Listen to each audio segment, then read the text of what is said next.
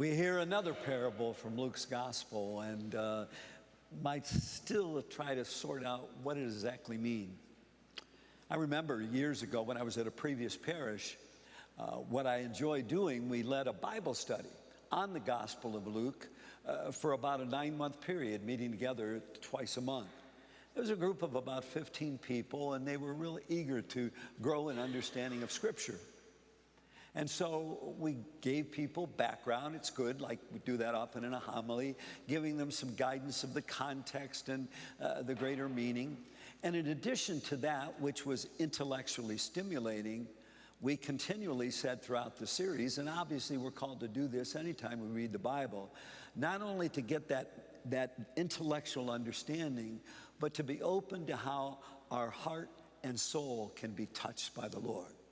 Because it's the living word of Jesus Christ that wants to make a difference in us through that word. Words matter. And I know at that time, it was so clear to me, I still remember back, that the folks there had a difficult time with many parables, including this one.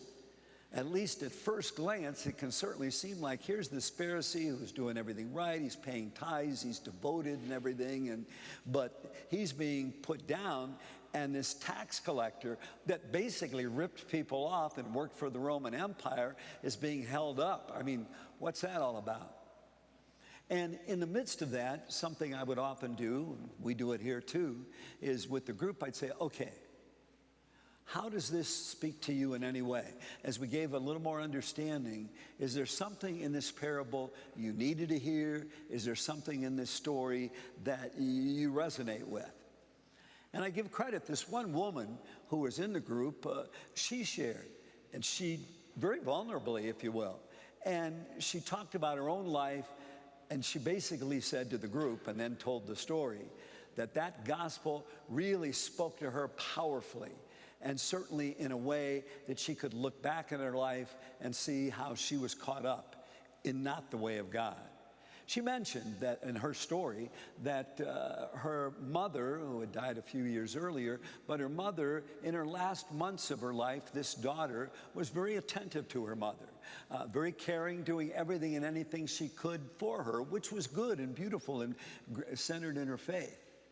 She also mentioned she had a younger brother who was an adult, but who through much of his life had been caught up in drugs and alcohol, and who had even stolen from his mother's purse stuff to feed his habit. And so she didn't have much use for him. And in a way, even when she was tending to her mother, as she shared her story, she was kind of glad he wasn't around, because he was definitely the black sheep of the family. But what happened to her, she talked to her mother, who didn't have much long to live. Like, Mother, what else can I do for you? And the mother basically said, find your brother. He was out of town. They didn't know where. Find your brother. I want to see him. I want to see him. I want to be with him. And this woman, telling on herself, said at first she resented that. Hey, she was there doing everything for her mother. Why this brother? But then she thought, well, it was mother's wish, and so she did a little hunting, and she found him. And she called him to tell him that what was happening. And she even told on herself this way, because she said to her brother, Mom wants to see you. She didn't say, I want to see you, just Mom wants to see you, and so I'm calling you. And this brother kind of told a little bit of his story to her sister, and basically said a couple of years earlier he'd gotten off drugs and alcohol. He was in a program, and then he was very involved in AA, and that through this he came to a much deeper sense of God's mercy in Jesus Christ. Some of you may know that at the beginning of any AA meeting, people say, you know, I'm Norm and I'm an alcoholic. I'm not, by the way, okay? But if they only hear part of it in the tape. But anyway, the reality is naming often, hey, here's where I've messed up my life. And here's where I see that higher power for us, Jesus Christ, and the difference he can make. So she listened to her brother and was happy that he was better, although still upset that he ruined their life for so many years. So the brother did come back. and saw the mom. And here's where the God moment, this is the language I use, God moment they had in their mom's bedroom, where she was pretty frail, but the brother and sister were there. And what happened, again, remember, this woman is telling her story, said that he came in and he was in tears and he was so apologetic, and the mom said, I just want to see you. I'm glad to hear you're getting better. I love you. I never stop loving you. And this daughter, again, it bothered her somewhat. I think she still had an image that you have to earn God's love. You have to earn other people's love. And if you don't get it, But here he was. And she even said to her brother in front of the mother, well, why didn't you call? Why didn't you contact a couple years ago? Why didn't you get back to us?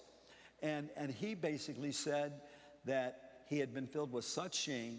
He knew how he put the family through so much pain and struggle for years that he just was embarrassed, didn't call. Maybe it wasn't right thinking, but it was thinking. And some people, it could end up being that way, that, hey, the last person they'd want to see was him. But in that God moment with the mother, he saw, no, that love was there. And he realized how much he needed his mother and his sister's forgiveness, because he had messed up. He was turning his life around, and he wanted to regain their love. And then this woman, again sharing, she said she had a conversion moment. First time, because for years she thought, if my brother only converts, gets his life back in order, does all the right things like she was doing, we'd have a wonderful family. And she realized at that time, there was still truth in that. But she realized at that time that she needed conversion too. She needed conversion from self-righteousness. She needed conversion from having hate in her heart. She needed conversion from a lingering resentment that went on.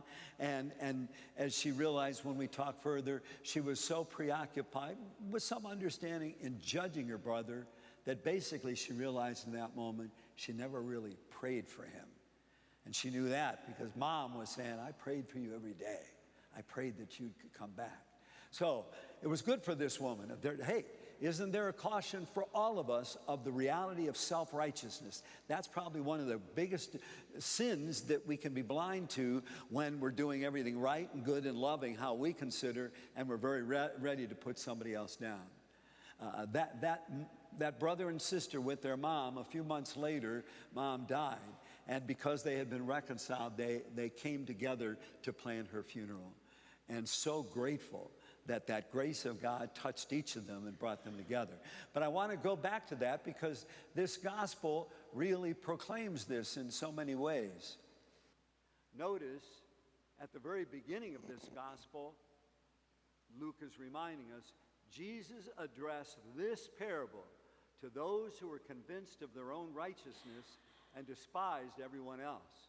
So not only convinced, hey, we're doing it the right way, but despising anybody and everybody else. And don't we do that sometimes with groups of people, with situations, with maybe individuals in our family, workplace, wherever we are, that we can still resent and despise them and judge them and not pray for them. And we see going on here that Jesus wants to make this point to them and to us. And notice here we see the Pharisee and where he needed converted and didn't realize it. And seeing that Pharisaical part that might be in each one of us. So he says, well, two went up to the temple to pray. Notice this. So one was a Pharisee, the other a tax collector. The Pharisee took up his position. So first of all, Pharisees were considered very religious lay people and took up his position like he had his spot in the church. I don't know if they had pews or whatever, but he had his spot in the church, and he was there in that spot every week, very faithful, praying. But notice the prayer. The Pharisee took up his position and spoke this prayer to himself. To himself. Although saying, oh God. But what does he say? Notice the word I here several times. Oh God, I thank you that I am not like the rest of humanity, greedy, dishonest, adulterous, or even like this tax collector. I fast twice a week, and I pay tithes on my whole income. I mean, with all of this, even he was preoccupied with himself. We can get that way, can't we? And so the prayer, maybe, am I really opening up to the God and saying, God, I need you? You know, at the beginning of Mass, we always take that moment to briefly call our mind and pray, Lord, have mercy. But I know I do it too. We can all do it. It's there at the beginning. It's meant to humble us in two ways. First of all, to realize we do fall short in loving and living the gospel. And secondly, to realize the Lord does have mercy on us. And being able to be mindful of that. But I know we can go through the motions. Oh, that's what you do at the beginning of the Mass. You say, Lord, have mercy. Then you say the Gloria. Then you go on. You know, it can become routine and not really prayer if we're not taking a more moment saying, God, yeah, thank you. Thank you for forgiving me. Thank you for showing me your mercy. And here again, after we see the Pharisee, what does the tax collector do? Again, Jesus is not saying this tax collector ripping people off is right. But he is saying, in this case, he had the right prayer. The tax collector stood off at a distance, would not even raise his eyes to heaven, but beat his breast and prayed, "O God, be merciful to me, a sinner." Be merciful to me, a sinner. Don't we all sometimes need to do that? I know that word sin can bother us, but it simply means maybe being selfish. Maybe being too self-righteous. Maybe being too preoccupied with self and everything we do and how and why we do it. Maybe not being other-centered enough or praying and really being open to God in a prayer where it's not only we talk to him, but we let him touch and change us for the better, as this woman came to see. So for all of us, take a moment, and again, we can look inside, and one of the clues, you may have done this before, oh, I wish so-and-so were here to hear this homily. They should be here, and they're not. Well, you're here, and we're here, and maybe it starts with us.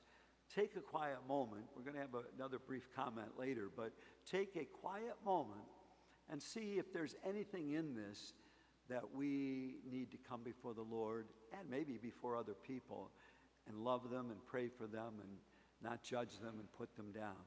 Quiet moment to see what each of us need to hear.